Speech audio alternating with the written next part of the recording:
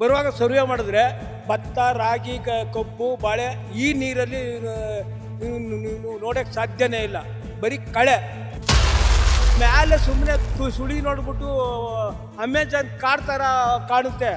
ಅದು ಹೋಗಿ ಭೂಮಿಲಿ ಒಳಗೆ ಹೋಗಿ ಅದನ್ನು ವಾಸ್ತವ ಅಂಶ ನೋಡಿದ್ರೆ ಗೊತ್ತಾಗುತ್ತೆ. ದಿನಕ್ಕೊಂದು ಪಕ್ಷ ಹಿಡಿದ್ರಲ್ಲ, ನಾವು ದಿನಕ್ಕೊಂದು ಪಕ್ಷ ಹಿಡಿದ್ರೆ ಅರ್ನಾಡಿ ಅಂತೀರಿ, ನೀವು ಒಂದೊಂದು ದಿನಕ್ಕೊಂದು ಪಕ್ಷ ಹಿಡಿದ್ರಲ್ಲ, ನಿಮ್ಮನ್ನೇನು ಅನ್ಬೇಕು ನಾವು? ಕುಮಾರಸ್ವಾಮಿ ನಂಬರ್ ಒನ್ ಆಗ್ಬೇಕಾರೆ ರೈತರ ಮೇಲೆ ವಿರೋಧ ಮಾಡಬಾರ್ದು, ನಮ್ಗೆ ಎತ್ಕಟ್ಟಬಾರ್ದು. ರೈತರು ನಾವೆಲ್ಲ ಒಂದೇ. ಈಗ ಎತ್ಕಟ್ತಾ ಇರೋರೇ ಕುಮಾರಸ್ವಾಮಿನೇ. ಆ ನೀರಿನ ಬೋರ್ ಹಾಕಿಸ್ತೋ, ಬೋರಲ್ಲಿ ನೀರಿಲ್ಲ. ಮತ್ತೆ ನಾವು ಏನಾರು ಬೆಳೆ ಬೆಳಿಬೇಕು ಅಂತಂದ್ರೆ ಕೆರೆ ನೀರು ತಕೊಂಡ್ರೆ ರೋಗ ಹೊಡಿತವೆ. ಜೋಳ ಹಾಕಿದ್ರೆ ಬರೀ ಕಳೆ. ನೀರು ತಕೊಂಡ್ರೆ ಯಾಕೆ ರೋಗ ಬರ್ತದೆ? ಯಾಕೆ? ನೀರು ಆಸಿಡ್ ನೀರು ಕೊಳಚೆ ನೀರು ಸರಿ ಇಲ್ಲ. ಅಲ್ಲಿ ವ್ಯವಸಾಯ ಮಾಡೋಕ್ಕಾಗಲ್ಲ, ಆಳುಗಳು ಸಿಕ್ಕಲ್ಲ. ಇದು ಮಾಡಿ ನನಗೆ ತುಂಬ ಖುಷಿಯಾಗಿದೆ. ನಾನು 16 ಕುಂಟೆ ದುಡ್ಡು ತಗೊತಾ ಇದ್ದೀನಿ. ಈ 1 ಎಕರೆ 10 ಗುಂಟೆ ಪಪ್ಪಾಯಿ ಬೆಳೆದೆ, ಎಲ್ಲ ಬೆಳೆದೆ, ಎಲ್ಲ ಲಾಸು. ಕೂಲಿ ಒಬ್ಬರು ಸಿಕ್ಕಲ್ಲ. 1000 ರೂಪಾಯಿ ಕೊಡಬೇಕು ಅವ್ರಿಗೆ. ಬೆಳಿಗ್ಗೆ ನಾಷ್ಟ, ಮಧ್ಯಾಹ್ನ ಊಟ, ಸಾಯಂಕಾಲ ಹೋದರೆ ಎಣ್ಣೆ ಕೊಡಿಸಿ ಬಿಡಿ ಬೆಂಕಾಡ ಕೊಟ್ರೇ ಬೆಳಿಗ್ಗೆ ಬಂದು ಕೂಲಿ ಮಾಡ್ತಾರೆ. ರೇವಣ್ಣನ ಅವ್ರ ಮಕ್ಕಳನ್ನೆಲ್ಲ ಹಾಳು ಮಾಡಿಬಿಟ್ಟು ಎಲ್ಲ ತಳೆದು ಪಾರ್ಟಿನೇ ಇವರು ಕುಮಾರಸ್ವಾಮಿ ಅವ್ರ ಮಗಳು. ಯಾಕಂದರೆ ಇವನ ಮಗ ಬರೋಕ್ಕಾಗಲ್ವಲ್ಲ. ಒಂದು ಕಡೆ ಬಿಡದಿ ಜಮೀನಿನ ರೈತರು ಬೆಂಗಳೂರಿನ ಫ್ರೀಡಂ ಪಾರ್ಕ್ಗೆ ಹೋಗಿ ಪ್ರತಿಭಟನೆಯನ್ನು ನಡೆಸ್ತಾ ಇದ್ದಾರೆ. ಇನ್ನೊಂದು ಕಡೆ ಭೂಮಿಯನ್ನು ಕೊಡ್ತೀವಿ, ನಮಗೆ ಈ ಭೂಮಿಯಲ್ಲಿ ದುಡಿದು ಸಾಕಾಗಿದೆ ಅನ್ನೋ ರೈತರು ಕೆಲವರಿದ್ದಾರೆ. ಇಲ್ಲಿ ಪರ್ಸೆಂಟೇಜ್ ಲೆಕ್ಕ ಇತ್ತು. 80% ಕೊಡ್ತೀವಿ ಅಂತ ಇದ್ದಾರೆ, 20% ಕೊಡಲ್ಲ ಅಂತ ಇದ್ದಾರೆ. ಈ ರೀತಿ ಒಬ್ಬೊಬ್ಬರು ನಾಯಕರು ಒಂದೊಂದು ಹೇಳಿಕೆಯನ್ನು ಕೊಡ್ತಾ ಇದ್ರು. ಆದರೆ 2 ಪಂಗಡಗಳಿದ್ದಾವೆ. ಈಗ ನಾನು ಸದ್ಯ ಈಗ ಸ್ಥಳದಲ್ಲಿರೋದಾದರೆ ಇಲ್ಲಿಂದ 500 ಮೀಟರ್ ದೂರದಲ್ಲಿ ಕೊಡ್ತೀವಿ ಅನ್ನೋ ಕೊಡಲ್ಲ ಅನ್ನೋ ರೈತರಿದ್ದರೆ ಈ ಜಾಗದಲ್ಲಿ ನಾನೇನೀಗ ಇಲ್ಲಿ ನಿಂತಿದ್ದೇನಲ್ಲ, ಇಲ್ಲಿ ಭೂಮಿಯನ್ನು ನಾವು ಕೊಡ್ತೀವಿ. ಯಾಕೆಂದರೆ ನಮಗೂ ಕೂಡ ಹೊಲದಲ್ಲಿ ದುಡಿದು ಸಾಕಾಗಿದೆ, ಹಾಗಾಗಿ ನಮ್ಮ ಭೂಮಿಯನ್ನು ಕೊಡೋದಕ್ಕೆ ತಯಾರಾಗಿದ್ದೀವಿ. ನಾವು ಕೂಡ ಕೊನೆ ಕಾಲದಲ್ಲಿ ಕೆಲವಷ್ಟು ದಿನ ಒಂದು ಒಳ್ಳೆ ಲೈಫನ್ನು ಅನುಭವಿಸಬೇಕು. ನಮ್ಮ ಜಮೀನು ಹೋದರೂ ಪರವಾಗಿಲ್ಲ, ನಾವು ಅದರ ಹಣವನ್ನು ಪಡ್ಕೊಳ್ತೀವಿ, ಸರ್ಕಾರ ಕೊಡುವಂಥ ಪರಿಹಾರವನ್ನು ನಾವು ಸ್ವೀಕರಿಸ್ತೀವಿ ಅಂತ ಕೆಲವು ರೈತರು, ಕೆಲವು ರೈತ ಮಹಿಳೆಯರು, ನೀವು ಇಲ್ಲಿ ದೃಶ್ಯಾವಳಿಗಳಲ್ಲಿ ನೋಡ್ತಾ ಇದ್ದೀರಿ, ಇವರೆಲ್ಲರೂ ಕೂಡ ಇಲ್ಲಿ ಕುಳಿತು ಕಳೆದ 1 ತಿಂಗಳಿಂದ ಪ್ರೊಟೆಸ್ಟ್ ಮಾಡ್ತಾ ಇದ್ದಾರೆ. ಆದರೆ ಒಂದಿಷ್ಟು ಭಿನ್ನಾಭಿಪ್ರಾಯಗಳಿದ್ದಾವೆ. ಕೆಲವರು JDS ಪರವಾದವರು, ಕೆಲವರು ಕಾಂಗ್ರೆಸ್ ಪರವಾದವರು, ಈ ರೀತಿಯಾದ ಆರೋಪಗಳು ಕೂಡ ಕೇಳಿ ಬರ್ತಾ ಇದ್ದಾವೆ. ನಾನು ಈ ಸ್ವತಃ ಸ್ಥಳದಲ್ಲೇ ನಿಂತು ಅವ್ರನ್ನ ಮಾತಾಡಿಸ್ತಾ ಹೋಗ್ತೀನಿ. ಯಾರು ಪರವಾದವರು ವಿರುದ್ಧವಾದವರು ಅನ್ನೋದು ಬೇಡ, ಯಾಕಾಗಿ ಈ ಜಮೀನನ್ನು ಕೊಡ್ತೀವಿ ಅಂತ ಹೇಳ್ತಾ ಇದ್ದಾರೆ, ರೈತರೆಲ್ಲರೂ ಕೂಡ ಜಮೀನನ್ನು ಕೊಡೋದಕ್ಕೆ ಯಾಕೆ ಹೊರಟಿದ್ದಾರೆ ಅನ್ನೋದನ್ನು ಪ್ರತಿಯೊಬ್ಬರಿಂದಲೂ ಕೂಡ ತಿಳಿದುಕೊಳ್ಳುವ ಪ್ರಯತ್ನವನ್ನು ಮಾಡ್ತಾ ಇದ್ದೀನಿ. ಇಲ್ಲಿ ಪರ ವಿರೋಧ ಚರ್ಚೆ ಅಲ್ಲ, ಕಾಂಗ್ರೆಸ್ JDS ಅನ್ನೋದಲ್ಲ, ಅಥವಾ JDS BJP ಸೇರೋದು ಒಂದು ಕಡೆ ಅಂತ ಆದರೆ ಕಾಂಗ್ರೆಸ್ ಪರವಾದವರು ಅಥವಾ ಬಾಲಕೃಷ್ಣ ಪರವಾದವರು ಅನ್ನೋ ಆರೋಪ ಕೂಡ ಕೇಳಿ ಬರ್ತಾ ಇದೆ. ನಾನು ಸ್ವತಃ ಅವರ ಜೊತೆನೆ ಇದನ್ನು ಮಾತಾಡಿ ತಿಳ್ಕೊಳ್ಳುವ ಪ್ರಯತ್ನವನ್ನು ಮಾಡ್ತೀನಿ. ಮೇಡಮ್, ಈಗ ಒಂದು ಆರೋಪ ಇದೆ, ನೀವು ಭೂಮಿಯನ್ನು ಕೊಡ್ತೀವಿ ಅಂತ ಕೆಲವು ರೈತರು ಹೊರಟಿದ್ದೀರಿ, ಸುಮಾರು 80% ಕೊಡಲ್ಲ ಅಂತ ಕೆಲವರು ಹೇಳ್ತಾ ಇದ್ದಾರೆ. ನಿಜವಾದ ವಾಸ್ತವ ಏನಿದೆ? Yes sir. ಈಗ ನಾವು 80 ನೋಡಿ ಸ್ವಾಮಿ, ನೀವು ಹೇಳ್ತಿರೋದು ಜನಸಂಖ್ಯೆ ತಲೆ ಮೇಲೆ ಹಾಕ್ಬಿಡ್ರಿ. ಇದು ಜಮೀನು ಹೊಂದಿರೋ ಪಾಣಿದಾರು ಹೊಂದಿರೋರನ್ನ ಕೇಳಿ. ಹೊರಗಡೆಯಿಂದ ಚಾಮರಾಜನಗರ, ಕೊಳ್ಳೇಗಾಲ, ಮಂಡ್ಯ, ಮೈಸೂರಿಂದ ಜನಸಂಖ್ಯೆ ತೋರಿಸ್ಬಿಟ್ಟು 80% ಅಂತ ಕನ್ಸಲ್ಟೆಂಟ್ ಮಾಡಕ್ಕೆ ಹೋಗ್ಬಿಡಿ. ಅಂದರೆ ಬೇರೆ ಕಡೆ ತೋರಿಸ್ತಾರೆ ಅಂತ ನೀವು ಹೇಳ್ತಾರೆ. ನೀವು ತೋರಿಸಿ 80% ಅಂತ ನೀವು ಹೇಳ್ತಾ ಇರೋದು. 80 ಇಲ್ಲಿ ಭೂಮಿ ಕೊಡೋರೆ ಹೆಚ್ಚು ಕಡಿಮೆ 80% ಜನಸಂಖ್ಯೆ ಇದ್ದಾರೆ. ನೀವು ಟೌನ್ಶಿಪ್ಪಿಗೆ ಭೂಮಿ ಕೊಡಕ್ಕೆ ತಯಾರಾಗಿದ್ದೀರಿ ನೀವು? ಯಾರು 80% ನಾವು ಯೋಜನಾ ಪರವಾಗಿ ನಾವು ಇದ್ದೀವಿ. ಯಾಕೆ ಅಂದರೆ ಇದು 2006ರಲ್ಲಿ ಇದು ಕೆಂಪು ವಲಯ ಅಂತ ಮಾಡಿಬಿಟ್ರು. ಕೆಂಪು ವಲಯ ಅಂತ ಮಾಡಾದ್ಮೇಲೆ ಇದೊಂದು ರಿಸ್ಟ್ರಿಕ್ಟೆಡ್ ಏರಿಯಾ. ಯಾವುದೇ ಸರ್ಕಾರದಿಂದ ಅಭಿವೃದ್ಧಿ ಯೋಜನೆಗಳು ಆಗೋದಿಲ್ಲ. 20 ವರ್ಷದಿಂದ ಜಮೀನು ಮಾಡ್ತಕ್ಕಂಥ ರೈತರುಗಳು ಅವರು ಬೆಳೆದಿರ್ತಕ್ಕಂಥ ವ್ಯವಸಾಯದಿಂದ ಯಾವುದೇ ಸಮಸ್ಯೆ, ಅವ್ರಿಗೆ ರೋಗ ರುಜಿನಗಳಾಗಲಿ, ಮದುವೆ ಮುಂಜಿ ಮಾಡೋಕ್ಕಾಗಲಿ, ಅವರು ಸ್ವಂತ ದುಡಿಮೆ ವ್ಯವಸಾಯದಿಂದ ದುಡಿಮೆಯಿಂದ ಮಾಡೋಕ್ಕಾಗಲ್ಲ. ಜಸ್ಟ್ ಮಾಡೋಕ್ಕಾಗಲ್ಲ. ಒಂದು 10 ಕುಂಟೆ 20 ಕುಂಟೆ ಮಾರಬೇಕು. ಮಾರಿದ್ರೆ ಅವ್ರಿಗೆ ಮದುವೆ ಮುಂಜಿ ಮಾಡೋಕ್ಕೆ ಅವಕಾಶ ಇರುತ್ತೆ. ಏನ್ ಯಾಕೆ ಹಣ ಬರಲ್ಲ? ಯಾಕೆ ಜಮೀನಿಂದ ದುಡಿದು ಮಾಡಕ್ಕಾಗಲ್ಲ? ಆಗಲ್ಲ ಇದು, ಯಾಕಂದರೆ ಇಲ್ಲಿ ವ್ಯವಸಾಯ ಮಾಡಿ ಯಾರು ಇದಾಗಿದ್ದಾರೆ, ವ್ಯವಸಾಯ ಮಾಡಿ ಇಲ್ಲಿ ಉದ್ದಾರ ಆಗಿಲ್ಲ ಅಂತ. ಉದ್ದಾರ ಆಗಿಲ್ಲ. ಆಮೇಲೆ ಇನ್ನೊಂದು ವ್ಯವಸಾಯ ಉತ್ಪಾದನೆ ಇದು ಕೂಲಿ ಜಾಸ್ತಿ, ವ್ಯವಸಾಯದ ಖರ್ಚು ಜಾಸ್ತಿ, ಬರೀ ಅದು ಲಾಭ ಅಂತೂ ಇಲ್ಲ. ನೀವು ಸುಮ್ಮನೆ ಹೇಳ್ತೀರಿ ಎಲ್ಲ ಯಾವುದೋ ಏರಿಯಾದಲ್ಲಿ ಮಾಡಿದ್ರು ಹಂಗೆ ಅಂತ. ಈ ಏರಿಯಾದಲ್ಲಿ ಕೆಲವು ಸ್ವಲ್ಪ ಇದು ವ್ಯವಸಾಯ ಯೋಗ್ಯದ್ದು ಭೂಮಿ, ಬೆಳೆಯತಕ್ಕಂಥ ಭೂಮಿ ಇಲ್ಲ. ಕೆಲವು ಬೈರಮಂಗಲ ಏರಿಯಾದಲ್ಲಿ ಫಸ್ಟು 99-98 4 ಕಂಡಸಾರಿ ಫ್ಯಾಕ್ಟ್ರಿ ಇದ್ದ, ಒಳ್ಳೆ ನೀರು ಬರ್ತಾಯಿತ್ತು. ಈಗ ಯಾವುದೇ ನೀವು ಬರುವಾಗ ಸರ್ವೆ ಮಾಡಿದ್ರೆ ಭತ್ತ, ರಾಗಿ, ಕಬ್ಬು, ಬಾಳೆ ಈ ನೀರಲ್ಲಿ ನೀವು ನೋಡೋಕ್ಕೆ ಸಾಧ್ಯನೇ ಇಲ್ಲ. ಬರೀ ಕಳೆಯಿಂದ ಮಾತ್ರ. ಈ ಕಳೆಯಿಂದ ನಾವು ಏನು ವ್ಯವಸಾಯ ಏನು ಆದಾಯ ಪಡೆಯೋಕ್ಕಾಗ್ತದೆ? ಇನ್ನೊಂದು ಇನ್ನು ಹೊಸೂರು, ಕಂಚಗನಹಳ್ಳಿ ಇದು ಡ್ರೈ ಏರಿಯಾ, ಮಳೆ ಆಶ್ರಿತ. ಇವಾಗ ನೋಡಿ ಮಳೆ ಇನ್ನೂ ಮುಂಗಾರು ಮಳೆನೂ ಇಲ್ಲ, ಹಿಂಗಾರು ಮಳೆನೂ ಇಲ್ಲ. ಎಲ್ಲ ಹೊಲ ಉಳಕ್ಕೂ ಆಗಿಲ್ಲ. ಈಗ ಈ ತೆಂಗಿನ ಮರ, ಅಡಿಕೆ ಮರ ಭಾಳ ನೆಟ್ಟಿದ್ದೀರಿ, ಭಾಳ ಖುಷಿ ಇದೆ. ಅದು ಏನು ಗೊತ್ತಾ, ಮೇಲೆ ಸುಮ್ಮನೆ ಸುಳಿ ನೋಡ್ಬಿಟ್ಟು ಅಮೆಜಾನ್ ಕಾಡ್ ಥರ ಕಾಣುತ್ತೆ. ಅದು ಹೋಗಿ ಭೂಮಿಲಿ ಒಳಗೆ ಹೋಗಿ ಅದನ್ನ ವಾಸ್ತವ ಅಂಶ ನೋಡಿದ್ರೆ ಗೊತ್ತಾಗುತ್ತೆ. ಮೇಲ್ಗಡೆಯಿಂದ ಚೆನ್ನಾಗಿ ಕಾಣಿಸುತ್ತೆ ಅಂತ ನೀವು ಹೇಳೋದು? ಮೇಲ್ಗಡೆಯಿಂದ ಚೆನ್ನಾಗಿ ಕಾಣಿಸ್ತದೆ. ಹೋಗ ಭೂಮಿ ಹತ್ರ ಒಳಗೆ ಹೋಗಿ ಅದನ್ನ ನೋಡಿದ್ರೆ ಯಾವುದೇ ತೆಂಗಿನ ಮರ ಅದ್ರ ಫಸಲು ಇದ್ದರೆ ನಮಗೆ ಅವಾಗ ನೀವು ಹೇಳಿ. ಸುಮ್ಮನೆ ಬಿಲ್ಡಿಂಗ್ ಮೇಲೆ ತೋರಿಸ್ಬಿಟ್ಟು ಅಮೆಜಾನ್ ಕಾಡ್ ಥರ ತೋರಿಸ್ಬಿಟ್ರೆ ಎಲ್ಲ ಹಂಗೆ ಕಾಣೋದು. ಅಲ್ಲ, ನಾನು ಆರೋಪಗಳ ಬಗ್ಗೆನೇ ಕೇಳ್ತೀನಿ. ಈಗ ನೀವೆಲ್ಲ ಬಾಲಕೃಷ್ಣ ಅವ್ರ ಪರವಾಗಿದ್ದವರು, ನೀವು ನೋಡ ಬಾಲಣ್ಣ ಇದು ಕುಮಾರಣ್ಣ, DK ಇಲ್ಲಿ ನಾವು ಏನು ಗೊತ್ತಾ, ಇಲ್ಲಿ ನಮಗೆ ಇದು ಕೆಂಪು ವಲಯ ಆದ್ದರಿಂದ ಆರ್ಥಿಕ ಚಟುವಟಿಕೆಗಾಗಲಿ, ಯೋಜನೆ ಸರ್ಕಾರದಿಂದ ಯೋಜನೆ ಆಗಲಿ ಯಾವುದು ಬಂದಿಲ್ಲ, ಯಾವುದು ನಮಗೆ ಆಗೋದಿಲ್ಲ. ಯಾಕಂದರೆ 2006ರಲ್ಲಿ ನಾವು ಬೆಳೆಸಿ ನಾವು ಆರಿಸಿ ನಾವು ಮುಖ್ಯಮಂತ್ರಿ ಮಾಡಿ ನಾವು ಪ್ರಧಾನಮಂತ್ರಿ ಮಾಡೋದಕ್ಕೆ ಈ ಏರಿಯಾನ ಕೆಂಪು ವಲಯ ಅಂದರೆ ಏನು ಹೇಳಿ, ನಮ್ಗೆ ಅರ್ಥ ಹೇಳಬೇಕು. ಕೆಂಪು ವಲಯ ಅಂದ್ರೇನು? ಅದು ನಿಷೇಧಿತ ಪ್ರದೇಶ, ಯಾವುದೇ ಯೋಜನೆಗಳು ಬರೋದಿಲ್ಲ. ಯಾಕಂದ್ರೆ ಬೆಂಗಳೂರಿಂದ ಟೌನ್ಶಿಪ್ ಮಾಡಬೇಕು ಅಂದ್ಬಿಟ್ಟು ಟೌನ್ಶಿಪ್ ಮಾಡಬೇಕು ಅಂತ ಅಂದ್ಬಿಟ್ಟು ಕೆಂಪು ವಲಯ ಅಂತ ಮಾಡ್ಬಿಟ್ರು. ಎಷ್ಟು 20 ವರ್ಷ.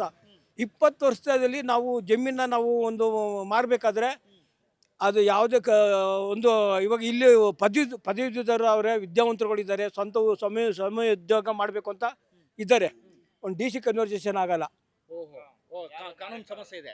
ಯಾಕೆ ಕಾನೂನಲ್ಲ, ರಿಸ್ಟ್ರಿಕ್ಟೆಡ್ ಏರಿಯಾ, ಕೆಂಪು ವಲಯ, ಕನ್ವರ್ಸೇಷನ್ ಮಾಡ್ಕೊಳಕ್ಕಾಗಲ್ಲ. ಇವಾಗ ನಾವು ಒಂದು ನನಗೆ ಇವಾಗ ಒಂದು ಮದುವೆ ಮಾಡಬೇಕು, ನನ್ನ ಮಗಳು ಮದುವೆ ಮಾಡಬೇಕು. ನನ್ನದೇ ಇವಾಗ ಜಮೀನು ಇವಾಗಲ್ಲ, 2002ನೇ 10 ಲಕ್ಷಕ್ಕೆ ಹೋಗೋದು. ಇವತ್ತು ಅದೇ ಜಮೀನು 20 ವರ್ಷ ಆದಮೇಲೆ ಈ ಬೆಂಗಳೂರು 26 ಕಿಲೋಮೀಟ್ರ್ ಅದೇ 26 ಇವಾಗ ಬೆಂಗಳೂರವರು ಜಮೀನು ತೆಗಿತಾರೆ ಅಡ್ಡ ದುಡ್ಡಿಗೆ. ಯಾಕಂದರೆ ನಮ್ಮ ಪ್ರಾಬ್ಲಮ್ ಇದೆ, ನಮ್ಗೆ ಸಮಸ್ಯೆ ಇದೆ, ನಾವು ಕೊಡಲೇಬೇಕು. ಕೊಡಿದಾಗ ಏನು ಮಾಡ್ತಾರೆ, ಏನೋ ಒಂದು DCಗೆ ಅವ್ರು ಏನು ಸುಳ್ಳು ಮಾಹಿತಿ ಏನೋ ಮಾಡಿ ಪರ್ಮಿಷನ್ ಕೊಡ್ತಾರೆ. ಎಷ್ಟಕ್ಕೆ? 50 ಲಕ್ಷಕ್ಕೆ. ಕಮಿಷನ್ 10 ಲಕ್ಷ ಹೋಗಬೇಕು, 10 ಲಕ್ಷ ಕೊಡಬೇಕು. ನಿಮ್ದು ಏನು ಮುಂದಿನ ದಾರಿ ಏನು? ಈಗ ನೀವು ಜಮೀನು ಕೊಟ್ಟು ಮುಂದೆ ಏನು ಮಾಡ್ತೀರಿ? ನಾವು ಇವಾಗ ಮುಂದಿನ ದಾರಿ ಏನಂದರೆ, ಇವಾಗ ನಾವು 50-50 ಹೋಗ್ತೀವಿ, ಇಲ್ಲ 90% ಹೋಗ್ತೀವಿ. ಸೈಟ್ ಕೊಡ್ತಾರೆ, ಅಲ್ಲೇ ಬಾಂಡ್ ಕೊಡ್ತಾರೆ ನಮಗೆ. ಎಲ್ಲಿ ಕೊಡ್ತೀವಿ ಎಂದಿದ್ದಾರೆ? ನಿಮಗೆಲ್ಲ ಸೈಟ್ ಎಲ್ಲಿ? ಸೈಟು ಎಲ್ಲ ಟೋಟಲ್ ಮಾಡಿ ನಮಗೆ ಜಮೀನ್ ಕೊಡ್ತಾರೋ, ಕೊಡ್ಲಿ ಯಾರ್ಯಾರು ಜಮೀನ್ ಕೊಡ್ತಾರೋ ಅವ್ರಿಗೆ ಒಂದೊಂದು ಸೈಟು. ಓಕೆನಾ? ಇಲ್ಲಿ ನಿಮ್ಗೆ ಇಷ್ಟ ಇದ್ರೆ ಅಲ್ಲ ಕೇಳಿ ಹೇಳ್ತೀರಿ. ಜಮೀನು ಅದಲ್ಲ, ನಾವು ಜಮೀನು ಮಾಡಿದ್ರೆ ಇವಾಗ ನನಗೆ 2 ಎಕರೆ, ನನಗೆ ನಾನು 2 ಎಕರೆ ಜಮೀನು ಕೊಟ್ಟರೆ 2 ಎಕರೆ ಜಮೀನು ಕೊಟ್ಟರೆ 90% ಸೈಟ್ ತಗೋಬೋದು. ಅಂದರೆ 1.5 ಎಕರೆಗೆ ನಾವು ಸೈಟ್ ಕೊಡ್ತಾರೆ. 20% ಅದು 50-50 ಅವರು. ನನಗೆ ದುಡ್ಡು ಬೇಡ, ನನಗೆ 1.5 ಎಕರೆ ಸೈಟ್ ಬೇಕು ಅಂತಂದರೆ 8, 4, 12 ಸೈಟ್ ಬರುತ್ತೆ. ಆ ಸೈಟ್ಗೆ ಸ್ಪಾಟಲ್ಲೇನೆ ಬಾಂಡ್ ಕೊಡ್ತಾರೆ. ನಿಮ್ಗೆ ಆ ಸೈಟ್ 12 ಸೈಟ್ ಸಿಕ್ಬಿಡುತ್ತೆ. 12 ಸೆಟ್ ಸಿಗುತ್ತೆ. ಈಗ ನಿಮ್ ದುಡ್ಡು ಬೇಡ ಅಂದ್ರೆ ನೀವು ಸೈಟ್ ಕೊಡ್ತಾರೆ, ನೀವು ನಿಮಗೆ ಜಾಗ ಬೇಡ, ದುಡ್ಡು ಬೇಡ, ಬೇರೆ ಏನು ಬೇಡ ಅಂದ್ರೆ ಸೈಟೇ ನಿಮ್ಗೆ ಸಿಗುತ್ತೆ. ಸೈಟೇ ಸಿಗುತ್ತೆ. ಕಷ್ಟ ಬಂದ್ರೆ ಇವಾಗ 20% ನಮಗೆ ಅರ್ಧ ಎಕರೆಗೆ ನಮಗೆ ದುಡ್ಡು ಇಸ್ಕೊತೀವಿ. ಅರ್ಧ ಎಕರೆಗೆ ಎಷ್ಟು? ಒಂದೂವರೆ ಕೋಟಿ ಬರುತ್ತೆ. 1.5 ಕೋಟಿ ಸಾಕು ನಮ್ಮ ಮಗಳು ಮದುವೆ ಮಾಡೋಕ್ಕೆ. ನಾವೇನು ಜಮೀನು ಕಳ್ಕೊತಾ ಇಲ್ಲ, ನಾವು ಜಮೀನು ಕಳ್ಕೊತಿಲ್ಲ.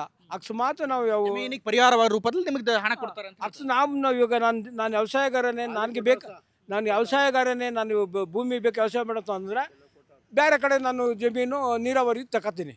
ಇದು ಈ ಯೋಜನೆ ಪ್ರಯೋಜನದಿಂದ. ಇವಾಗಲೇ ಹಿಂಗೆ ಆದರೆ ನೋಡಿ, ಮಳೆ ನೀರಾವರಿ ಅಂದ್ರೆ ಬೇರೆ ಬೇರೆ ಊರಿಗೆ ಹೋಗಿ ತಾಳ್ತೀರಿ ಅಂತ. ನಾವು ಜಮೀನು ತಗೋತೀವಿ. ಅಂದರೆ ಹೆಚ್ಚಿನ ಪರಿಹಾರ ಇವಾಗ ಇವಾಗ ಇತಿಹಾಸದಲ್ಲೇ ಕೊಟ್ಟಿಲ್ಲ 2.5 ಕೋಟಿ. ಆ್ಯಕ್ಚುಲಿ ನಾವು SC/ST ಇಂದ ಬಂದಿರೋದು. SC/ST ಜಮೀನು ಯಾರು ತಗೊಳ್ಳೋದಿಲ್ಲ. SC/ST ಯಾರು ಕಾನೂನು ಪ್ರಕಾರ PTCL ಪ್ರಕಾರ ಯಾರು ತಗೊಳ್ಳೋದಿಲ್ಲ. ನಾವು ಅವ್ರು ಕೊಟ್ಟಷ್ಟು ನಾವು ಇಸ್ಕೋಬೇಕು, ಯಾಕಂದ್ರೆ ನಮ್ಮ ಪ್ರಾಬ್ಲಮ್ ಇದೆ.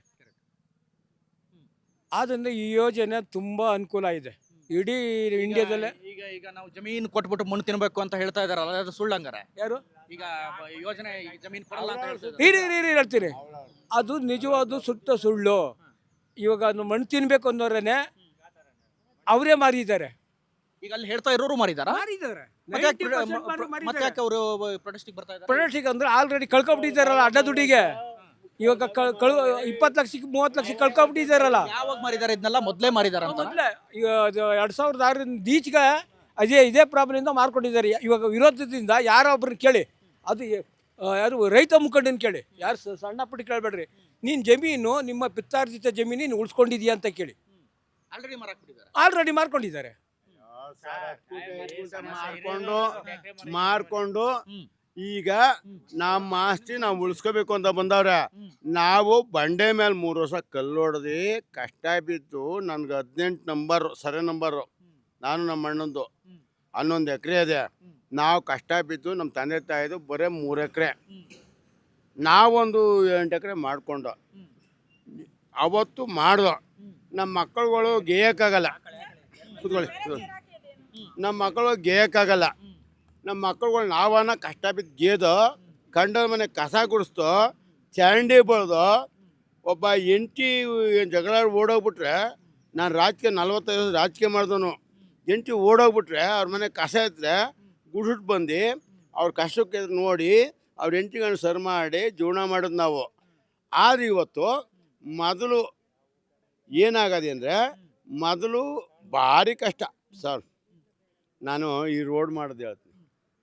ನಮ್ಮ ಅಪ್ಪನಿಗೆ 4 ಆಣಿ, ನಮ್ಮ ಅವ್ನಿಗೆ 2 ಆಣಿ, ನಮ್ಮ ಅವ್ವನ ಜೊತೆ ನಮ್ಮ ತಾಯಿ ಜೊತೆ ಹೋಗೋನಿ 1 ಆಣಿ ಕೊಡೋರು. ಈ ರೋಡ್ ಮಾಡಿದ್ದು ಯಾವುದು ಹೇಳಲ್ಲ.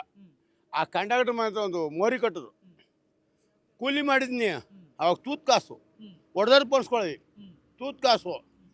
ಆದರೆ ನಮ್ಮ ಕಷ್ಟ ನಮ್ಮ ಮಕ್ಕಳಿಗೆ ಬರೋದು ಬೇಡ. ನಮ್ಮ ಮಕ್ಕಳಿಗೆ ಒಂದು ಬದುಕು ಕಟ್ಟಬೇಕು, ಒಂದು ಮನೆ ಕಟ್ಟಬೇಕು, ಅವ್ರಿಗೆ ಅಭಿವೃದ್ಧಿ ಮಾಡಬೇಕು, ವಿದ್ಯಾಭ್ಯಾಸ ಮಾಡಬೇಕು, ಮದುವೆ ಮಾಡಬೇಕು. ನಮ್ಮ ಮಕ್ಕಳೇನು ಕೆಟ್ಟೋಲ್ಲ, ಬುದ್ಧಿವಂತರು.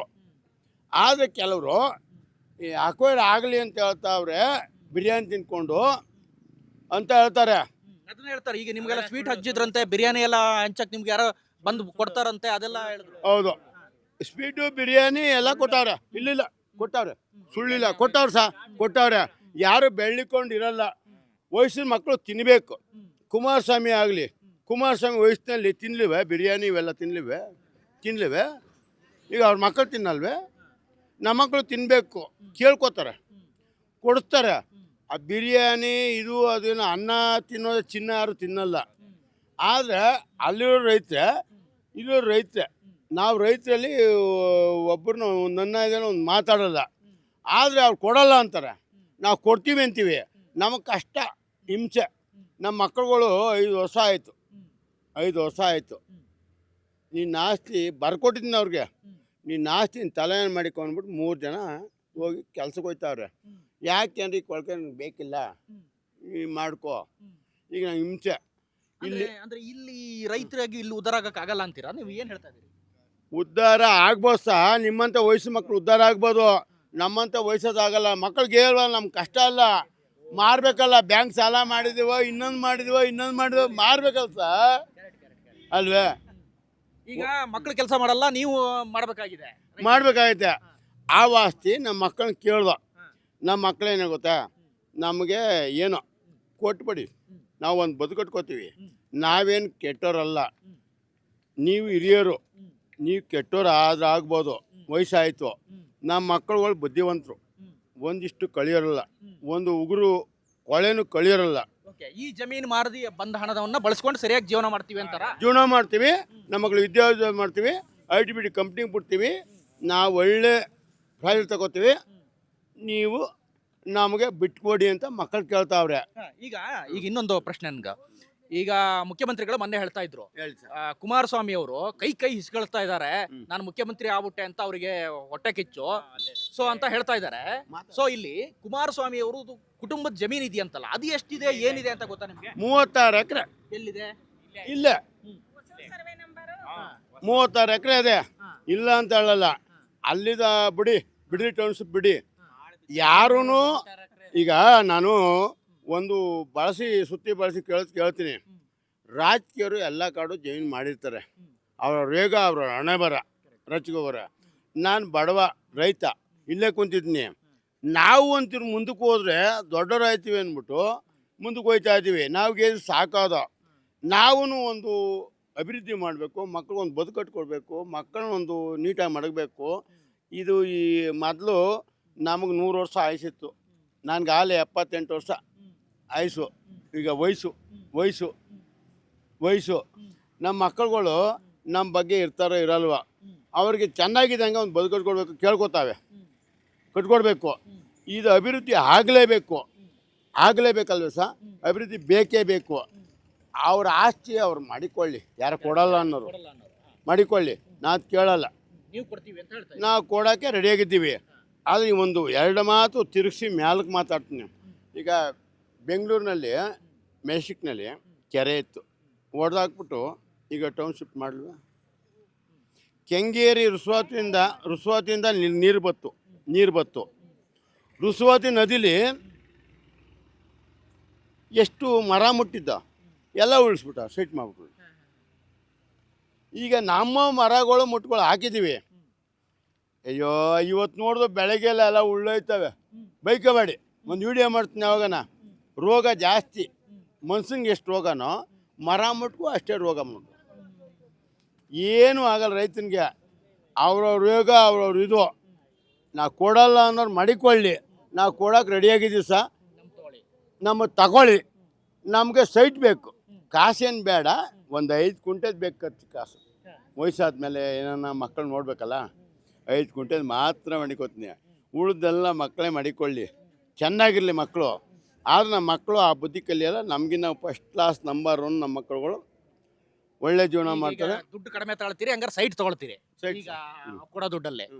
ಈಗ ದೇವೇಗೌಡರು ಹೇಳಿದಾರೆ ಮೊನ್ನೆ, ನಾನೇ ಪ್ರೊಟೆಸ್ಟಿಗೆ ಹೋಗಿ ಕುತ್ಕೊಬಿಡ್ತೀನಿ, ನಾನು ಟೌನ್ಶಿಪ್ ಆಗಕ್ಕೆ ಬಿಡಲ್ಲ ಅಂತ. ದೇವೇಗೌಡರು ಜಮೀನಲ್ಲೇ ಸರ್ಕಾರ ಡೆವಲಪ್ಮೆಂಟ್ ಮಾಡಬೇಕಲ್ಲ, ದೇವೇಗೌಡರು ಜಮೀನಲ್ಲೇ ಕೊಟ್ಬಿಡ್ಲಿ.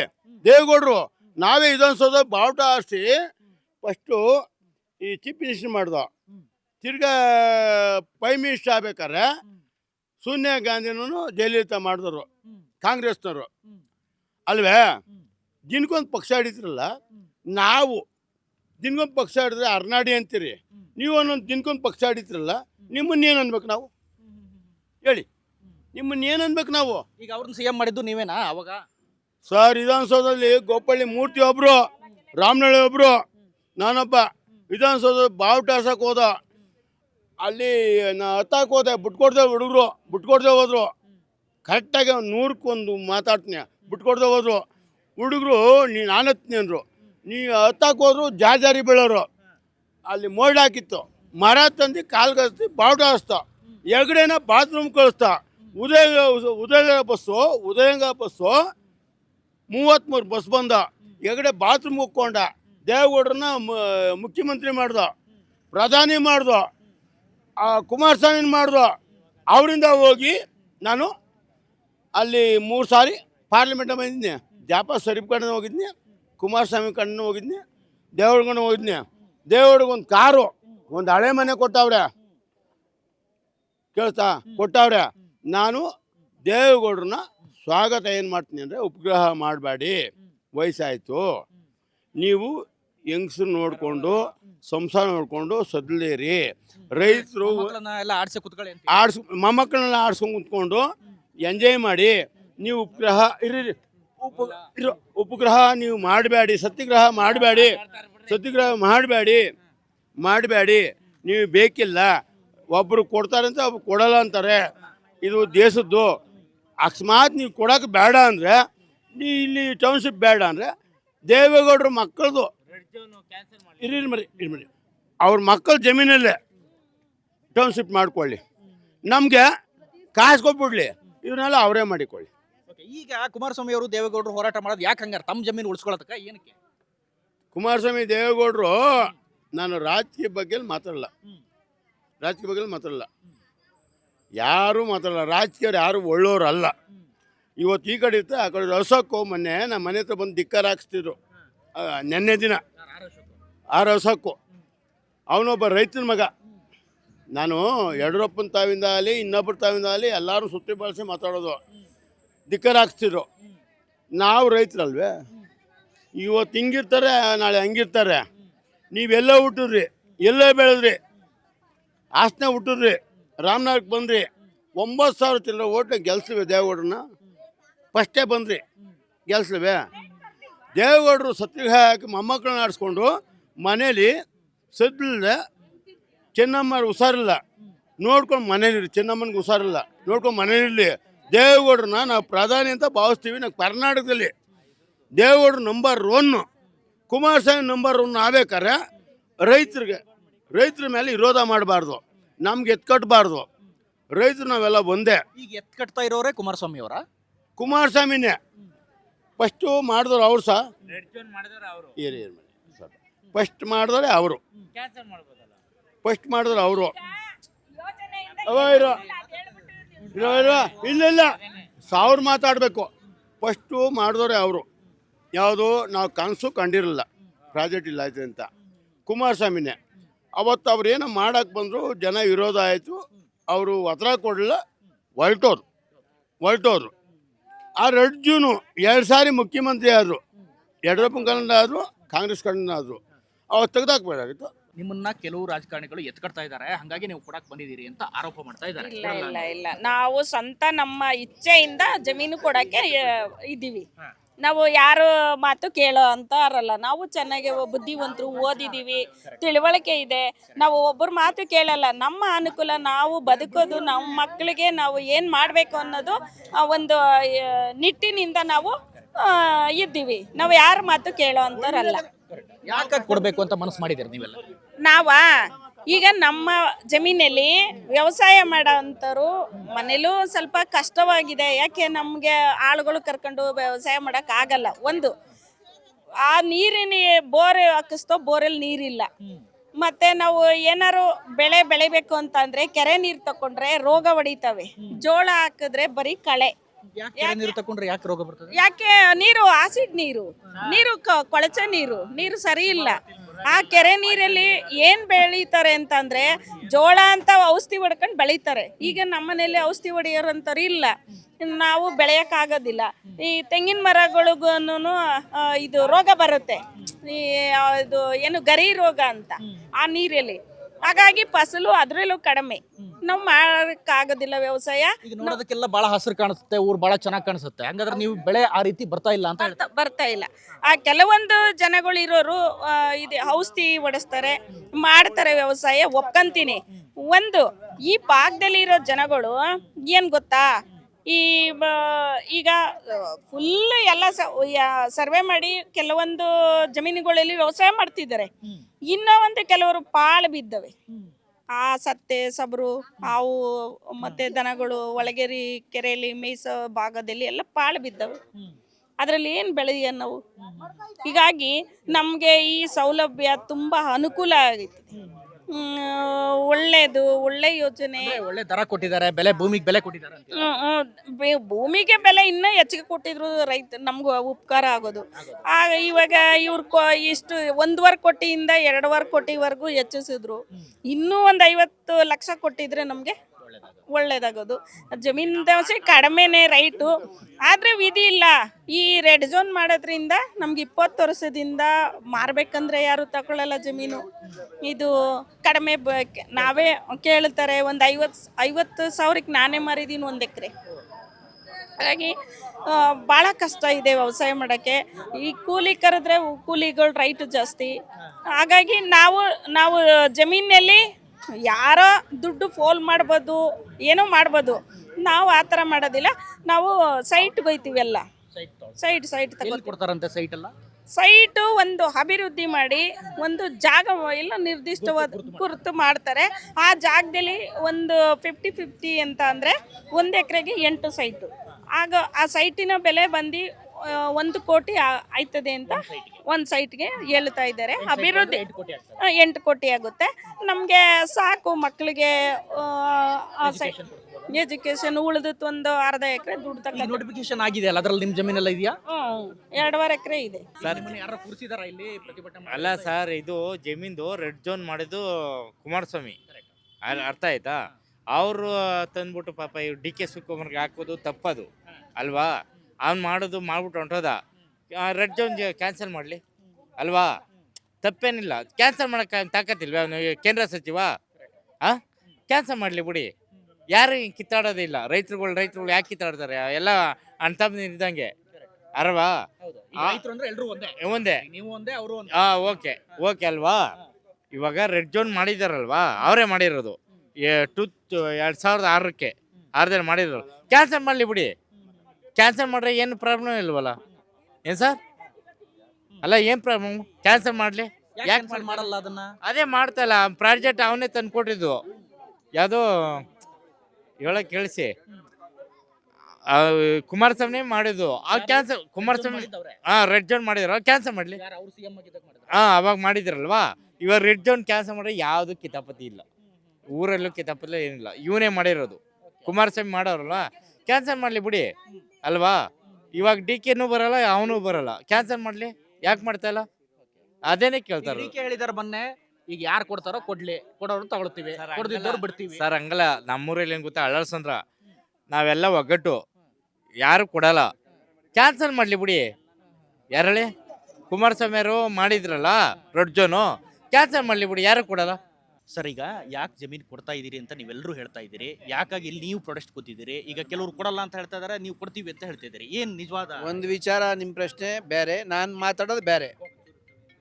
ಈಗ ನಾನು 2006ರಲ್ಲಿ ಕಗ್ಲಿಪುರ ಸರ್ವೆ ನಂಬರಲ್ಲಿ ಜಮೀನು ಮಾಡಿದೆ. ಏನು ಸ್ವಲ್ಪ ಏನೋ ಲೈನ್ ಬಂದಿತ್ತು, ಲೈನಿಂದ ಸೈಟ್ ಮಾಡೋಕ್ಕಾಗಲ್ಲ ಅಂತ ಜಮೀನು ಮಾರಿದೆ. ಎಷ್ಟು? 4 ಎಕರೆ ಮಾರಿದೆ. ಇಲ್ಲಿ ಕುಮಾರಸ್ವಾಮಿಯವರು ಈಗ ಸೈಟ್ ಮಾಡಿ ಜನಗಳಿಗೆಲ್ಲ ಅಂತಾರೆ ಅಂದ್ಬಿಟ್ಟು ಸ್ವಲ್ಪ ಎಲ್ಲ ಪ್ರಚೋದನೆ ಆಗಿತ್ತು. ಅವರು ಆದೇಶನೂ ಮಾಡಿದ್ದಾಗ ನಾನು ಅಲ್ಲಿ ಜಮೀನು ತಗೊಂಡೆ. ಏನಕ್ಕೋಸ್ಕರ ಉದ್ದೇಶ? ನಮಗೇನೋ ಒಂದು ಸೈಟ್ ಮಾಡಿಕೊಡ್ತಾರೆ, ಅಷ್ಟಿಷ್ಟು. ಇವಾಗ ನಾನು ಇಲ್ಲಿ ತಗೊಂಡಾಗ ಒಂದು ಸ್ವಲ್ಪ ದುಡ್ಡು ಬರುತ್ತೆ ಅಂದ್ಬಿಟ್ಟು ನಾನು ಇದು ತಗೊಂಡಿದ್ದೀನಿ.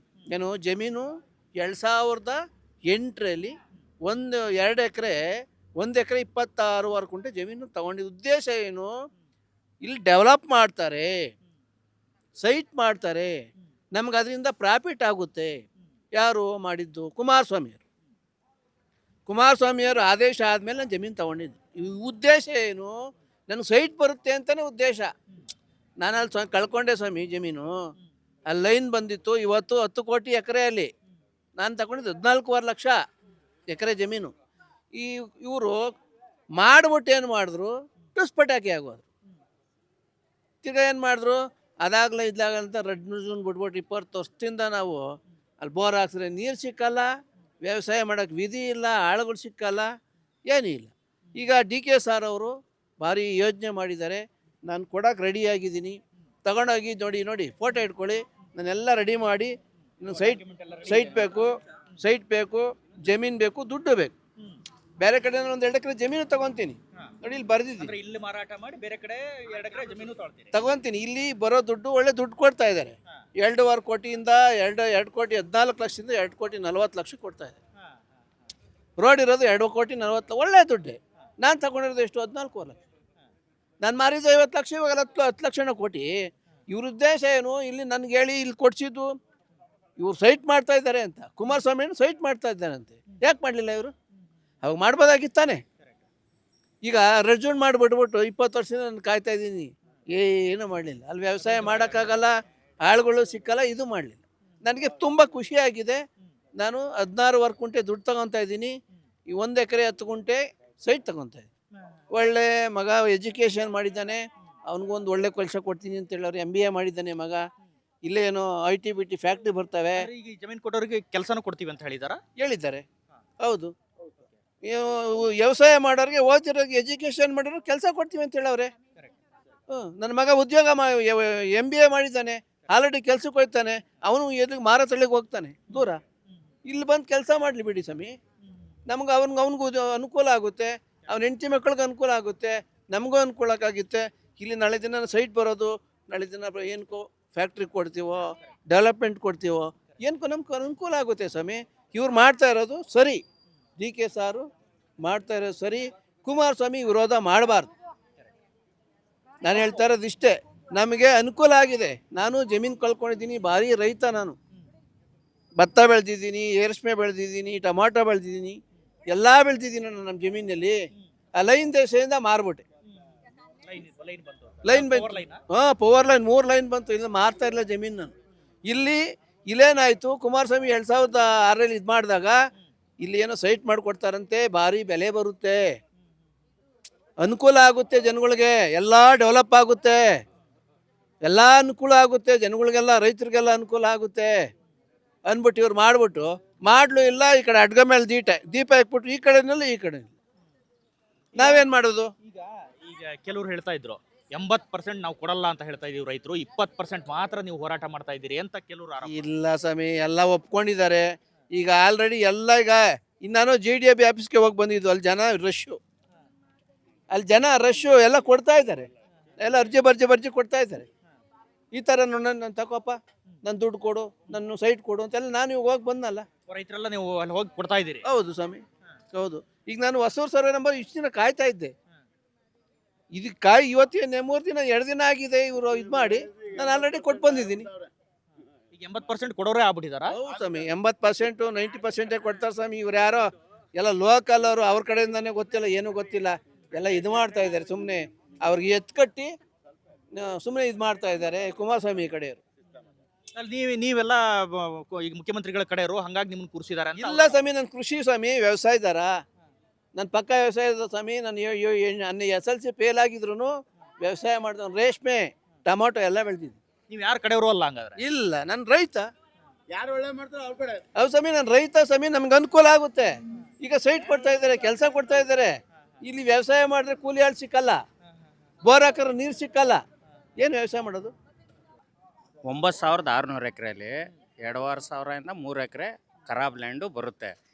ಇಲ್ಲಿ ವಿರೋಧ ಮಾಡ್ತಾ ಇರೋರು ಅವ್ರವ್ರ ಹೆಸರಲ್ಲಿ ಏನೂ ಆಗಿಲ್ಲ. ಅಲ್ಲಿ ದಾಖಲೆ ಇಲ್ಲ, ದಾಖಲೇನೂ ಇಲ್ಲ, ಏನೂ ಇಲ್ಲ. ಗೋರ್ಮೆಂಟಿಂದ ಒಂದೇ ₹1 ಬರಲ್ಲ.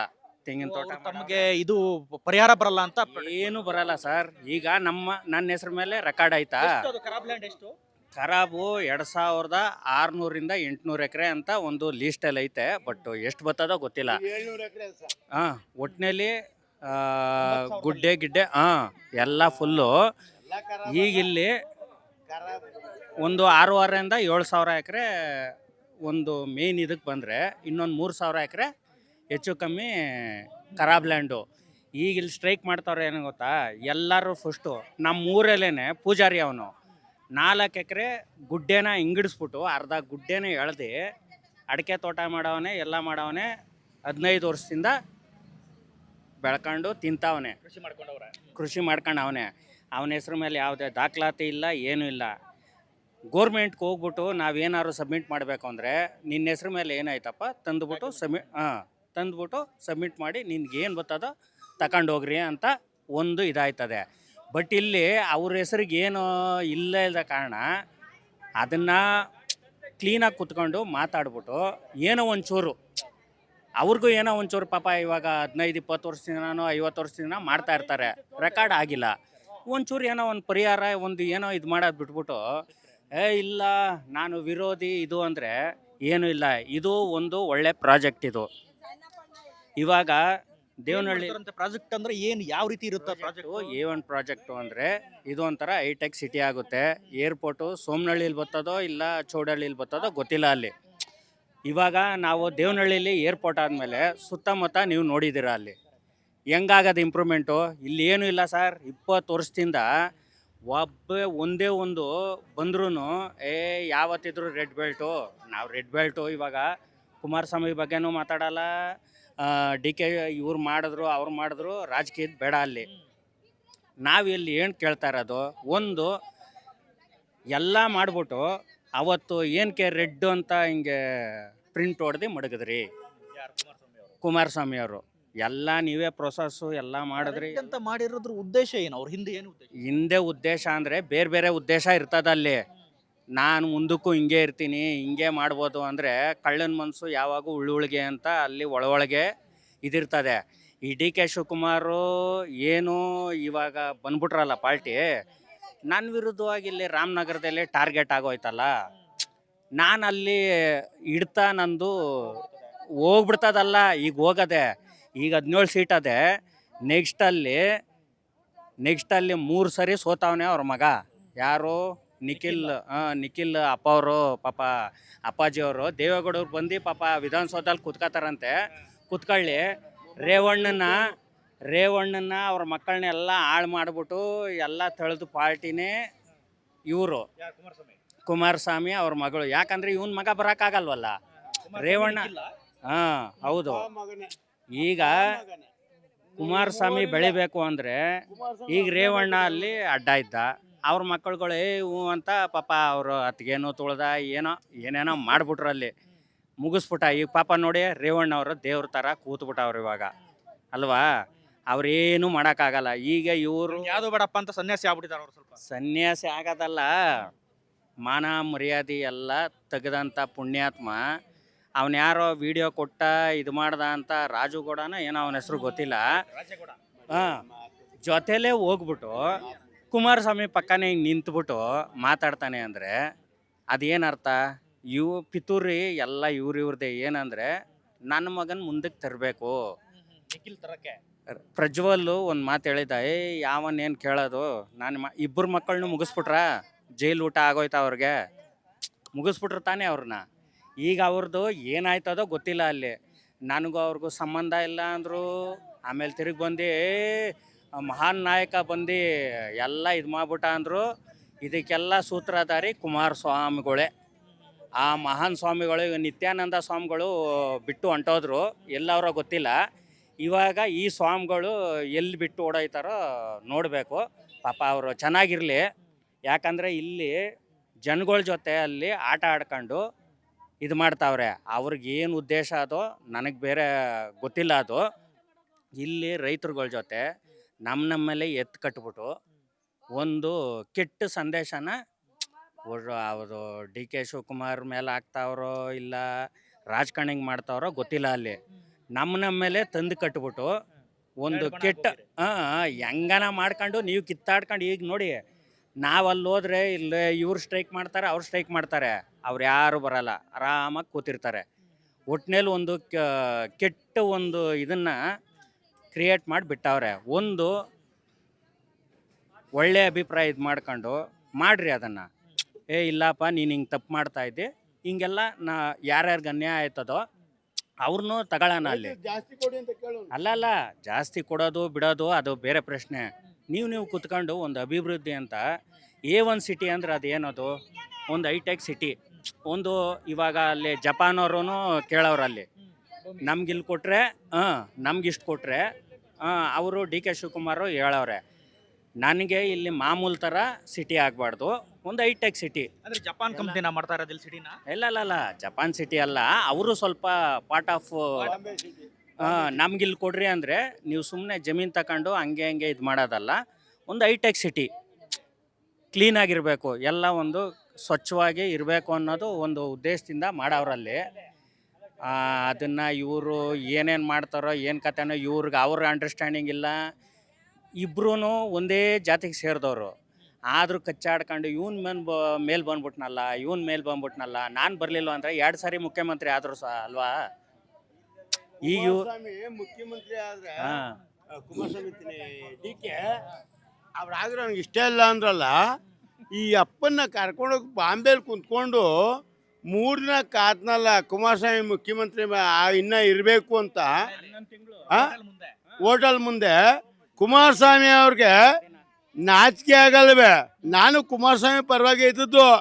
ಈಗ ಕುಮಾರಸ್ವಾಮಿ ಅವರು ತಡೆ ಹಿಡಿತಾರಲ್ಲ, ಆಯಪ್ಪ ಏನು ಆಗಬಾರ್ದೆ?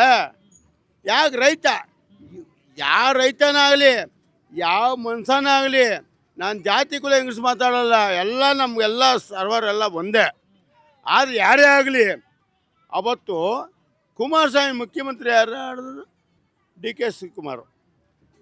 ಅವತ್ತು ಬಾಂಬೆ ಹೋಟ್ಲೆ ಹತ್ರ ಮುಂದೆ ಕುಂತ್ಕೊಂಡು ಗಲಾಟೆ ಮಾಡಿದ್ರು. ಕುಮಾರಸ್ವಾಮಿಗಿಲ್ವೇ?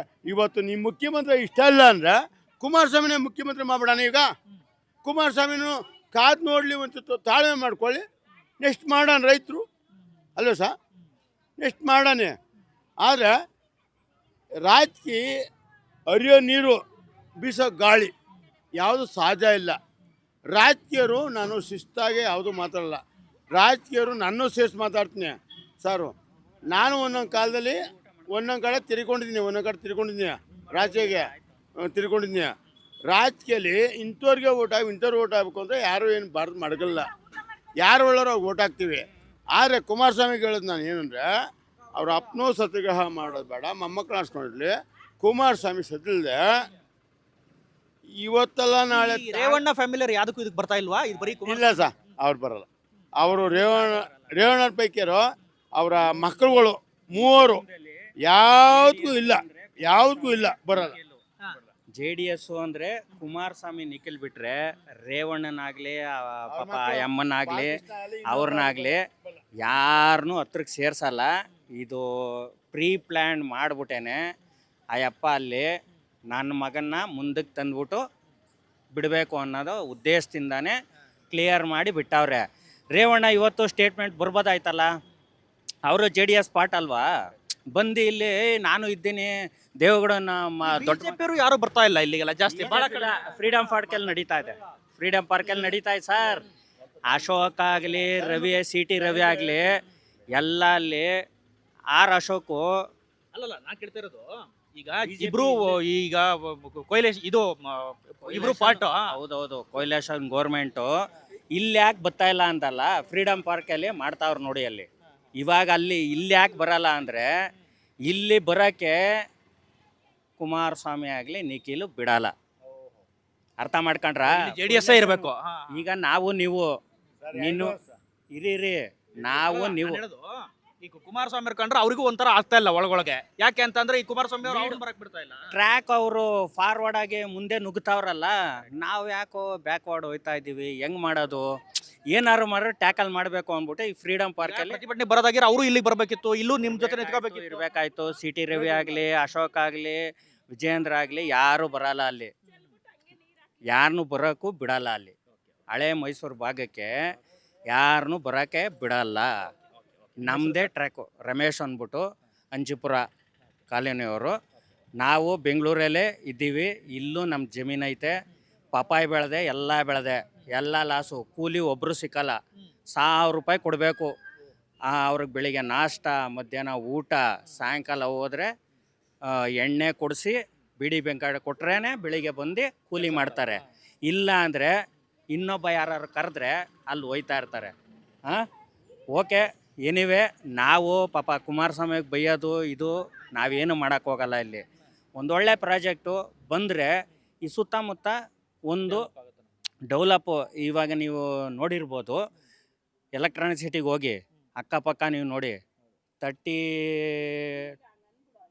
ಇದು ರೇಡಿಯೇಷನಲ್ಲಿ ಎಲ್ಲ ಡೆವಲಪ್ ಆಗದೆ. ಏರ್ಪೋರ್ಟ್ಗೆ ಹೋಗಿ ದೇವನಹಳ್ಳಿಲಿ ನಾನು 7 ಇಯರ್ಸು DHLಲ್ಲಿ ನಾನು ಕೆಲಸ ಮಾಡಿ ಅಲ್ಲಿದ್ದು ಬಂದವನು. ಈಗ ಹೋದರೆ ಅಲ್ಲಿ ನಮಗೆ ಆಶ್ಚರ್ಯ ಆಯ್ತದೆ. ನಾನು ಹೋಗಿ 2010 ಸೇರಿದಾಗ ಜಸ್ಟು 10 ಲಕ್ಷ ಇದ್ದ ಸೈಟು ಇವತ್ತು 10 ಕೋಟಿ ಸಿಕ್ಕಿದ್ರು ಸಿಗಲ್ಲ ಅಲ್ಲಿ. ಒಟ್ಟಾರೆ ನೀವು ಫೈನಲಿ ಭೂಮಿ ಕೊಡಕ್ಕೆ ತಯಾರಾಗಿದ್ದೀರಿ. ನೀವು ನಮ್ಮ ಜಮೀನು ನಮ್ದೈತೆ, ನಮ್ಮ ತಾಯಿ ಹೆಸ್ರ ಮೇಲೆ ಐತೆ, ನಾವು ಕೊಡೋಕೆ ರೆಡಿಯಾಗಿದ್ದೀವಿ. ಗಲಾಟಿನೂ ಬೇಡ, ಏನು ಬೇಡ. ಇಲ್ಲ ಇವ್ರಿಗೂ ಬೇಡ ಅವ್ರಿಗೂ ಬೇಡ ಅಂದರೆ ನಾನು ಶಿವಕುಮಾರ್ ಸಾರ್ ಕಡೆನೂ ಮಾತಾಡ್ತಾ ಇಲ್ಲ ಕುಮಾರಸ್ವಾಮಿ ಕಡೆನೂ ಮಾತಾಡ್ತಾ ಇಲ್ಲ ಅಂದರೆ ಒಂದು ರೆಡ್ ಝೋನ್ನ ತೆಗೆದ್ಬಿಟ್ಟು ಎಲ್ಲೋ ಝೋನ್ ಮಾಡಿಬಿಡ್ರಿ, ಇಲ್ಲ ಕೃಷಿ ಮಾಡ್ಕೊಂಡು ನೀವು ಇರ್ತೀರಿ ಇಲ್ಲಿ. ಗ್ರೀನ್ ಬೆಲ್ಟ್ ಮಾಡಿಬಿಡಿ, ಇಲ್ಲ ಎಲ್ಲೋ ಝೋನು. ಯಾರಿಗೂ ಬೇಡ ಅಲ್ಲಿ ಕಿತಾಪತಿನೂ ಬೇಡ, ಜಗಳನೂ ಬೇಡ. ಸುಮ್ಮನೆ ಅಲ್ಲಿ ಅವರೊಂದು ಹೇಳೋದು ನಾವೊಂದು ಹೇಳೋದು ಅಂದ್ಬಿಟ್ಟು ಕಿತಾಪತಿ ಬೇಡ, ಅಲ್ಲಿ ಕ್ಯಾನ್ಸಲ್ ಮಾಡಿಬಿಡ್ರಿ. ಒಂದು ಮಾತಾಡ್ತಾ ಮೊನ್ನೆ 6 ವರ್ಷಕ್ಕೂ ನಮ್ಮ ಮನೆ ಮುಂದೆನೇ ಅವರೇ ಇರೀ ಕೂತ್ಕೊಳ್ಳಿ ಜಾಸ್ತಿ ನಮ್ಮ ಮನೆ ಮುಂದೆನೇ ಇದ್ದೀವಿ ನಾವು. ಯಾರೋ ಇದು JBD ಇಂದ ಬಂದಿರೋ ಯಾರು ಸರ್ವೇರ್ ಬಂದಿರೋ ಅವ್ರಿಗೆ ಎಲ್ಲರಿಗೂ ಗಲಾಟೆ ಮಾಡಿ ಪರ್ಕೆ ಎತ್ಕೊಂಡು ಹೊಡೆದು ಇವೆಲ್ಲ ಗಲಾಟೆ ಮಾಡಿದ್ರು. ಅವ್ರು ಗಲಾಟೆ ಮಾಡಿದವ್ರನ್ನ ಕಂಟ್ರೋಲ್ ಮಾಡ್ಬೇಕಲ್ಲ ಸರ್, ಕಂಟ್ರೋಲ್ ಮಾಡ್ಕೊಳ್ಳೆ. ಅವ್ರಿಗೆ ನೀವು ಮಾಡೋ ಸರಿ ಅಸೋಕು ಸಿಕ್ಲಿ ಮಾತಾಡ್ತೀನಿ, ಅಸೋಕು ನೀವು ಮಾಡೋ ಸರಿ ಅಂದ್ಬಿಟ್ಟು ಅವ್ರು ಸ್ವಾಗತ ಕೊಟ್ಟು ಹೋಯ್ತಾರಲ್ಲ, ಹೊಡೆದು ಸರಿ ಅಂತಾನೆ ಸ್ವಾಗತ ಕೊಟ್ಟವ್ರು. ಆಮೇಲೆ ಕಾಂಗ್ರೆಸ್ ಧಿಕ್ಕಾರ ಅಂದರು. ನಾವೇನು ಕಾಂಗ್ರೆಸ್ ದಳ BJP ಅಂತ ಕೇಳಿದ್ವಿ ರೈತರು, ನಾವು ಕೇಳಲಿಲ್ಲ, ಪಕ್ಷ ವಹಿಸಲಿಲ್ಲ. ಅಲ್ಲೂ ಇರ್ತೀವಿ ಇಲ್ಲೂ ಇರ್ತೀವಿ. ರೈತ ಅಂದಮೇಲೆ ಎಲ್ಲಿ ನಮ್ಮ ಕೆಲಸ ಆಗ್ಬೇಕು ಅಲ್ಲಿ ಇರ್ಬೇಕಲ್ಲ ಸರ್. ಈಗ ಕುಮಾರಸ್ವಾಮಿ ಒಳ್ಳೇದು ಮಾಡು, ಕುಮಾರಸ್ವಾಮಿ ಹತ್ರ ಹೋಗ್ತೀವಿ. ಹೇಮಂಜಣ್ಣ ಒಳ್ಳೇದು ಮಾಡು, ಹೇಮಂಜಣ್ಣ ಅಂತ ಹೋಗ್ತೀವಿ. ಇಲ್ಲ ಅಂದರೆ ದೇವಣ್ಣ ಹತ್ರ ಹೋಗ್ತೀವಿ. ಇಲ್ಲ ಅಂದರೆ ಇವರು ಡಾಕ್ಟ್ರು ಹತ್ರ ಹೋಗ್ತೀವಿ. ಯಾರು ಒಳ್ಳೇದು ಮಾಡಿದ್ರೆ ಅವ್ರ ಹತ್ರ ಹೋಗ್ತೀವಿ. ಕೆಟ್ಟದ್ದು ಮಾಡಿದ್ರೆ ನಾವು ಯಾರ ಹತ್ರ ಹೋಗೋಕ್ಕಾಗಲ್ಲ. ಆದರೆ ಇವರೆಲ್ಲ ದೇವ್ರ ಕುತ್ಕೊಳ್ಬೇಕು, ರೈತ ತೀರ್ಮಾನ ಮಾಡ್ಕೋಬೇಕು, ರೈತ ತೀರ್ಮಾನ ಮಾಡಬೇಕು. ರಾಜಕೀಯ ತೀರ್ಮಾನ ಮಾಡಕ್ಕೆ ಬಂದು ನಾನು ಬಿಡಲ್ಲ, ರೈತರೇ ತೀರ್ಮಾನ ಮಾಡಬೇಕು. ರೈತರು ತೀರ್ಮಾನ ಮಾಡಿದ್ರೆ ಕರೆಕ್ಟ್ ಆಗಿ ಒಂದು ಹಾಂ ಪ್ಲಾನ್ ಮಾಡ್ತೀರಾ? ಹಾಂ ಬೇರೆ ಯಾರು ಹೇಳಿದ್ರೆ ಒಪ್ಪಲ್ಲ. ರೈತ ತೀರ್ಮಾನ ತಗೊಳ್ಳಿ, ಓಕೆ. ಅದು ದಾರಿ ತಪ್ಪಿಸ್ತಾರ ಅವರು. ಹಾಂ, ರಾಜಕೀಯ ತೀರ್ಮಾನ ಮಾಡಕ್ಕೆ ಬಂದರೆ ನನಗೆ ಯಾವ ಪಕ್ಷನೂ ಬೇಡ, ರೈತ ತೀರ್ಮಾನ ಮಾಡಬೇಕು. ರಾಜಕೀಯ ನಾವು ಒಪ್ಪಲ್ಲ ಸರ್. ಆಯ್ತು, ಓಕೆ. ಎಸ್, ನೋಡ್ತಾ ಇದ್ದೀರಿ ಇಲ್ಲಿ. Thank you sir. ಇಲ್ಲಿ ಬೈರಮಂಗಲ ಕಂಚಗಾರನಹಳ್ಳಿ ವ್ಯಾಪ್ತಿಯ GBIT ಯೋಜನೆಯ ಪರ ರೈತರ ಹೋರಾಟ ಸಮಿತಿ ನಮ್ಮ ಭೂಮಿ ನಮ್ಮ ಹಕ್ಕು ನಮ್ಮ ಮಕ್ಕಳ ಮುಂದಿನ ಭವಿಷ್ಯಕ್ಕಾಗಿ GBIT ಯೋಜನೆಗೆ ಭೂಮಿಯನ್ನು ನೀಡಲು ನಾವು ಸಿದ್ಧರಾಗಿದ್ದೀವಿ, ಪಾಲುದಾರರಾಗಲು ಬದ್ಧರಾಗಿದ್ದೀವಿ. 20 ವರ್ಷಗಳ ರೆಡ್ ಝೋನ್ ವನವಾಸಕ್ಕೆ ನಾವು ಮುಕ್ತಿ ಕೊಡ್ತಾ ಇದ್ದೀವಿ. ಭೂಮಿ ಕೊಟ್ಟ ರೈತರು ದೇಶದ ಅಭಿವೃದ್ಧಿಯ ಪಾಲುದಾರರು ಅನ್ನುವ ಒಂದು ಘೋಷವಾಕ್ಯವನ್ನು ಇಲ್ಲಿ ಹಾಕಿದ್ದಾರೆ. ಇವರೆಲ್ಲರೂ ಕೂಡ ಪರವಾಗಿರುವಂಥ ರೈತರು, ಪರವಾಗಿರುವಂಥ ಭೂಮಿ ಕೊಡೋದಕ್ಕೆ ಸಿದ್ಧವಾಗಿರುವಂಥ, ಭೂಮಿ ಕೊಡೋದಕ್ಕೆ ರೆಡಿಯಾಗಿರುವಂಥ, ಭೂಮಿ ಕೊಟ್ಟು ಹಣವನ್ನು ಪಡೆಯೋದಕ್ಕೆ ರೆಡಿಯಾಗಿರುವಂಥ ರೈತರ ಮಾತು. ಇಲ್ಲಿ 2 ಕಡೆ ಪ್ರೊಟೆಸ್ಟ್ ಇದೆ ಅಂತ ನಾನು ಮೊದಲೇ ಹೇಳಿದೆ. ಒಂದು ಕಡೆ ಕೊಡಲ್ಲ ಅನ್ನೋರು, ಇನ್ನೊಂದು ಕಡೆ ಕೊಡ್ತೀವಿ ಅನ್ನೋರು. ಕೊಡ್ತೀವಿ ಅನ್ನೋರ ವಾದ ಏನು ಅಂತಂದರೆ, ಇದು ರೆಡ್ ಝೋನ್, ನಾವು ಇನ್ನೇನು ಡೆವಲಪ್ ಮಾಡೋಕ್ಕಾಗಲ್ಲ, ಮುಂದಿನ ಭವಿಷ್ಯಕ್ಕಾಗಿ ನಾವು ಜಮೀನನ್ನು ಕೊಡ್ತೀವಿ ಅನ್ನೋ ಮಾತನ್ನು ಹೇಳ್ತಾ ಇದ್ದಾರೆ. ಕ್ಯಾಮ್ರಾ ಪರ್ಸನ್ ಮಲ್ಲಿಕಾರ್ಜುನ್ ಜೊತೆ ಜಗದೀಶ್, ಸುಮನ್ TV, ಬೆಂಗಳೂರು.